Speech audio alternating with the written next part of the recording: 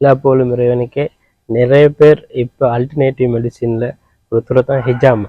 ஹிஜாமான்றது புதுசாக வந்த ஒரு துறை இல்லை. நபியாங்க அவங்களோட காலத்தில் செஞ்சதால் அது முஸ்லீம் சமூகத்தில் பரவலாக செஞ்சு கொண்டிருக்கிற ஒரு அற்புதமான ட்ரீட்மெண்ட் தான் ஹிஜாமா.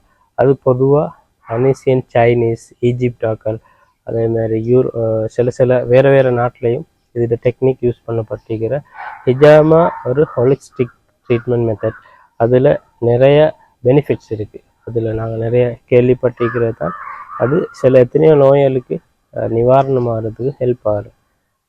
அதில் நபியாங்களோட சுன்னா டேஸில் ஹிஜாமா செய்யலும். அதே மாதிரி மண்டே, டியூஸ்டே, தேர்ஸ்டே அந்த நாட்களில் ஹிஜாமா செய்கிறது சுன்னத்.